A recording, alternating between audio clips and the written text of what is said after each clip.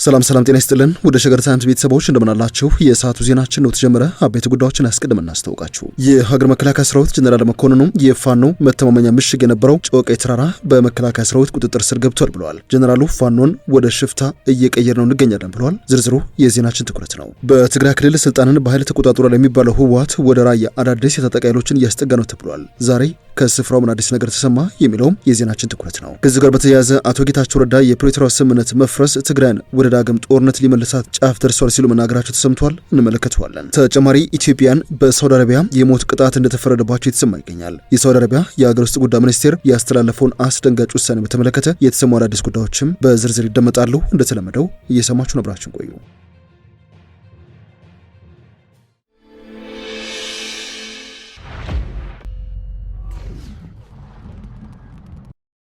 የመከላከያ ሰራዊት ጀነራል መኮንኑ የፋኖ መተማመኛ ምሽግ የነበረው ጮቄ ተራራ በመከላከያ ሰራዊት ቁጥጥር ስር ገብቷል ብለዋል። ጀነራሉ ፋኖን ወደ ሽፍታ እየተቀየረ ነው ሲሉ ተደምጠዋል። የ6ኛ እዝ ዋና አዛዥ ሜጀር ጀነራል ብርሃኑ ጥላሁን በምስራቅ ጎጃም ዞን ሰላምን ሲያውቁ ቆይቷል ሲሉ የፈረጁትና ጽንፈኛ ሲሉ የፈረጁት ኃይል እየተወሰደበት በሚገኘው እርምጃ እየተዳከመ እየተመናመነና ወደ ተራ ሽፍታነት እየወረደ ነው ሲሉ ተናግረዋል። ከሰሞኑ በጎጃም ቀጠና መጠነ ሰፊ የተኩስ ልውውጥ ሲካሄድ እንደነበር ይታወሳል። በዚህ ቀጠና የፋኖ ኃይሎች ላይ ሲደረግ የነበረው ዘመቻ ተሳታፊ ከነበሩ የመከላከያ እዞች መካከል አንዱን ሲመሩ የነበሩት ጀነራል ብርሃኑ ጥላሁን ከሰራዊቱ ከፍተኛ አመራሮች ከጸጥታ አካላትና ከአካባቢው ኃላፊዎች እንደዚህም ነዋሪዎች ጋር በቀጠናው ስለሚታየው ሰላምና ጸጥታ ጉዳይ ዙሪያ ውይይት ማድረጋቸው ታውቋል። ዋና አዛዡ የምስራቅ ጎጃም ዞን ከነበረበት አስከፊ የሰላም እጦት ተላቆ አሁን ወደሚገኝበት አዲስ የሰላምና የስልጣኔ ምዕራፍ እንዲሸጋገር በየደረጃው ያሉ አመራሮች ሚና የጎላ ነበር ሲሉ እውቅና ሰጥተዋል። ጀነራል ብርሃኑ ጥላሁን በተለይም ሰሞኑን ጽንፈኛ ሲሉ የጠሩት የፋኖ ዋና ቋጠሮ በመሆን ይታወቃል ያሉትና እንደ ዋና ይዞታ እንደዚሁም የሎጂስቲክስ ማዕከል ማከማቻነት ሲጠቀምበት ነበር ያሉት የጮቄ አካባቢ መመታቱና ኦፕሬሽኑን ተከትሎ ከፍተኛ ሰባዊና ቁሳዊ እንደዚሁም ስነ ልቦና ጉዳት ደርሶበታል ሲሉ ተናግረዋል። በዚህ ወቅት በዞኑ የተገኙት የልማት ትሩፋቶች ሁሉ የሰራዊቱና የጸጥታ ኃይሉ መስዋዕትነት ውጤት መሆናቸውን የጠቆሙት ዋና አዛዡ በቀጣይም የተቀናጀ የጸጥታ ስራ በመስራት ሰላሙን ማጽናትና የተገኙትን መልካም ዕድሎች መጠቀም ይገባል ሲሉ ማሳሰባቸውን የመከላከያ ሰራዊት ገጽ አስነብበዋል።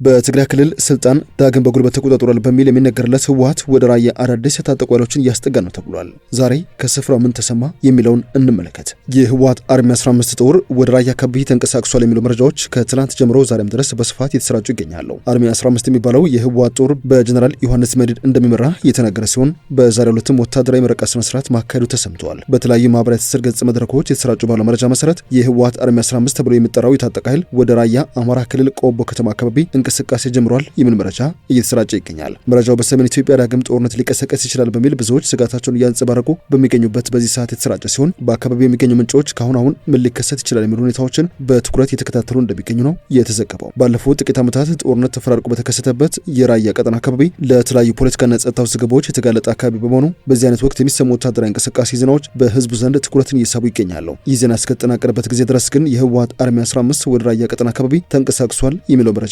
በኢትዮጵያ ማዕከላዊ መንግስትም ሆነ በህወሓት ወታደራዊና ፖለቲካ አመራሮች እንደዚሁም አደረጃጀት ዘንድ የተሰጠ ማረጋገጫ ወይንም ምላሽ የለም። ከህወሓት ወይንም ከመንግስት በኩል በጉዳዩ ዙሪያ ይፋ መግለጫ ተሰጥበት ቢሆንም የህወሓት ኃይሎች ግን ወደ ራያ አቅጣጫ የባቡር መስመር ይዘው እየተንቀሳቀሱ እንደሚገኙ የሚገልጹ የማህበራዊ ትስስር ገጾች በስፋት እየተሰራጩ ይገኛሉ። ከዚህ ጋር በተያያዘ የጠቅላይ ሚኒስትር አብይ አህመድ አማካሪ አቶ ጌታቸው ረዳ የፖለቲካ ቁመናቸውን በተመለከተ አፍሪካ ኮንፊደንሻል ላይ የሰፈረ መረጃ የብዙዎችን ቀልብ ስቧል። ጌታቸው ረዳ የፕሪቶሪያው ስምምነት መፍረስ ትግራይን ዳግም ወደ ጦርነት ሊመልሳት ጫፍ ደርሷል ሲሉ አስጠንቅቀዋል። ቀደም ሲል ጠቅላይ ሚኒስትር አብይ አህመድን በሰሜን ኢትዮጵያ ጦርነት የዘር ፍጅ ጦርነት ቅስቃሴ ሲሉ በጽኑ ይተቹ ነበር በሚል የተገለጹት የቀድሞው የህወሓት ከፍተኛ አመራሩ ጌታቸው ረዳ በዚህ ወቅት ደግሞ ለጠቅላይ ሚኒስትር አብይ አህመድ በአማካሪነት እየሰሩ እንደሆነ ዘገባው አስታውሷል። በዚህ መነሻም እርሳቸው በተደራዳሪነት የፈረሙት የፕሪቶሪያው የሰላም ስምምነት መፍረስ ትግራይን ወደ አዲስ ጦርነት ሊመልስ እንደሚችል ማስጠንቀቃቸው ነው አፍሪካ ኮንፊደንሻል የዘገበው። የዜና ምንጩ እንደሚለው ይህ የአቶ ጌታቸው ረዳ የፖለቲካ አቋም ለውጥ በህወሓት ውስጥ ከሊቀመንበሩ ደብረጽዮን ገብረሚካኤል የሚመራው የህወሓት ቡድን ጋር ያለውን ክፍፍልም የበለጠ አባብሶታል። በዘገባው መሰረት ጌታቸው ረዳ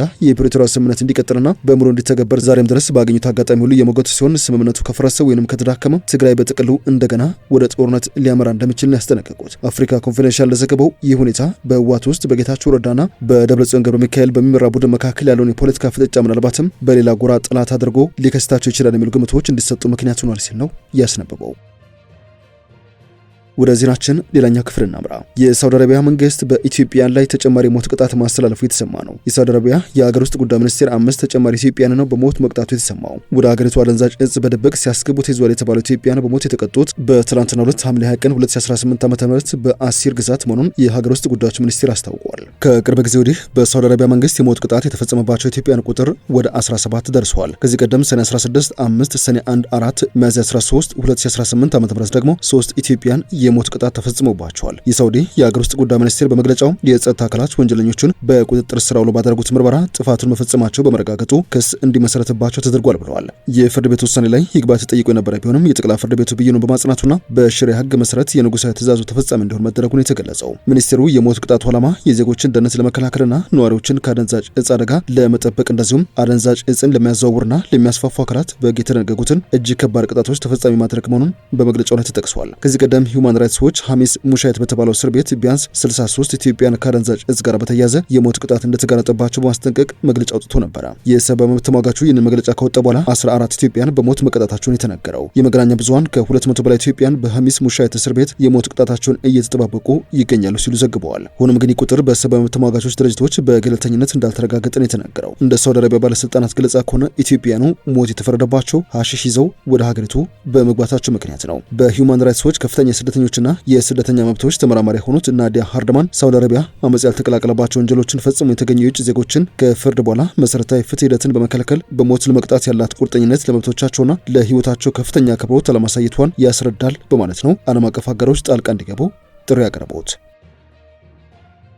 በመቀሌ ዩኒቨርሲቲ የ12ኛ ክፍል ሀገር አቀፍ አጠቃላይ ፈተና የሚፈተኑ ተማሪዎች የጸጥታና የደህንነት ጉዳይ ለቤተሰቦቻቸው ከፍተኛ ጭንቀት ሆነዋል። ነገር ግን የመቀሌ ዩኒቨርሲቲ ስጋት አይግባቸው፣ ለደህንነታቸው ስጋት የለባቸውም ሲል አስታውቋል። የ12ኛ ክፍል ሀገር አቀፍ ማጠቃላይ ፈተናን በወረቀት ለመውሰድ ወደ ዩኒቨርሲቲ የሚገቡ ተፈታኝ ተማሪዎች በፌዴራልና በክልል ፖሊስ ክትትል እየተደረገላቸው ስለመሆኑ በመግለጽ የጸጥታ ስጋት እንደሌለባቸው ነው የመቀሌ ዩኒቨርሲቲ አስታወቀው። በትምህርት ሚኒስቴርና በትምህርት ምዘናና ፈተናዎች አገልግሎት በተሰጠው አቅጣጫ መሰረት ለ3 ሳምንት ያክል በ6 ዙር ሲሰጥ ቆየው የኦንላይን የበይነ መረብ ፈተና ባለፈው ሳምንት መጠናቀቁን ተከትሎ ሁለተኛውን ዙር በወረቀት የሚሰጠውን ፈተና ለመፈተን ተማሪዎች ወደ ዩኒቨርሲቲ የገቡ ስለመሆኑ የዩኒቨርሲቲው የኮርፖሬት ኮሚኒኬሽን ዳይሬክቶሬት ዳይሬክተር መምህር ያፌት ታደሰ አስታውቀዋል። በዩኒቨርሲቲው ሁሉም ካምፓሶች ብዛት ያላቸው በፌዴራልና የክልል ፖሊስ አባላትን ጨምሮ ሌሎች የበጎ ስራ የሚሰሩ ኃይሎች መሰማራታቸውንም ተናግረዋል። ከጸጥታ አካላት በተጨማሪ ፈተናውን የሚያስተባብሩ አካላት በቅርበት የተከታተሉና ድጋፍ እየሰጡ መሆኑን የገለጹ ሲሆን ከዚህ በፊት የነበሩ ፈተናዎችንም ያለ ጸጥታ ችግር እየተከናወኑ በመሆናቸው አሁንም በሰላም ተፈትነው እንደሚወጡ ነው የጠቆሙት። ዩኒቨርሲቲው ተማሪዎችን ለመቀበል አስቀድመው የምግብ አቅርቦትን ማሟላትን ጨምሮ አስፈላጊው ቅድመ ዝግጅት ሲደረግ መቆየቱን ያነሱት ዳይሬክተሩ ከትናንት ጀምሮ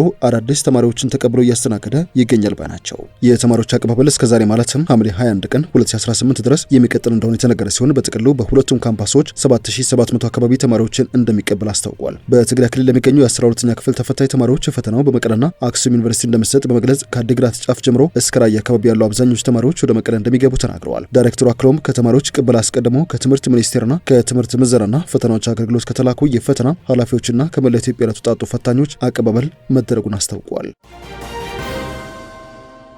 ወደ መጨረሻው ጉዳያችን እናምራ። ወሳኙ የባህር ትራንስፖርት መተላለፊያ ቀይ ባህር አደጋ ላይ ወድቋል የተባለ ነው። በቀይ ባህር ላይ የመርከቦች እንቅስቃሴ በእጅጉ እየቀነሰ ነው ተብሏል። የየመኖቹ ሁቲ አማጺዎች ከሳውዲ አረቢያ ጋር የተገናኙ መርከቦች ላይ የሚሰነዝሩትን ጥቃት ማጠናከራቸውን ተከትሎ ነው በቀይ ባህር ላይ የመርከቦች እንቅስቃሴ በእጅጉ እንደቀነሰ የተዘገበው። የየመኑ ሁቲ ንቅናቄ በሳውዲ አረቢያ የነዳጅ መሰረተ ልማቶች ላይ ጥቃቱን በአዲስ መልክ ማጠናከሩና ከሳውዲ አረቢያ ጋር ግንኙነት ባላቸው መርከቦች ላይ የባህር ላይ እገዳ መጣሉ የሚታወስ ነው። ይህ ክስተት በዓለም አቀፉ የኃይል አቅርቦትና በባህር ደህንነት ላይ አዳዲስ ስጋትን ፈጥሯል። ሮይተርስ የመርከብ ተከታታይ መረጃዎችን ጠቅሶ እንደዘገበው ትላንት ሐምሌ 20 ቀን በባብል ኤልመንደብ በኩል ማለፍ የቻሉት 11 የንግድ መርከቦች ብቻ እንደሆኑና ይህም በጥቂት ወራት ውስጥ ዝቅተኛው የዕለታዊ እንቅስቃሴ ቁጥር ሆኖ ተመዝግቧል ነው የተባለው። ከነዚህ ውስጥ 7ቱ የነዳጅ ጫኝ መርከቦች ሲሆኑ ከነዚህ መካከል 2ቱ ወደ ሳውዲ አረቢያ የአምቦ ወደብ ነዳጅ ለመጫን የሚያመሩ ግዙፍ የክሩድ ነዳጅ ጫኝ መርከቦች ናቸው ተብሏል። ከዚህ ባለፈ ቀሪዎቹ 4 መርከቦች ደግሞ የሳውዲ አረቢያ የኤሚሬትስና የሩሲያ ነዳጅ ነው በዋነኝነት ወደ ቻይናና ወደ ፓኪስታን በመጓዝ ላይ የነበሩ ናቸው ተብሏል። ወደ ሸገር ታይምስ ቤተሰቦች የሰዓቱ ዜናችን አበቃ። ስላደመጣችሁን አመሰግነን። በያላችሁ በሰና ጊዜ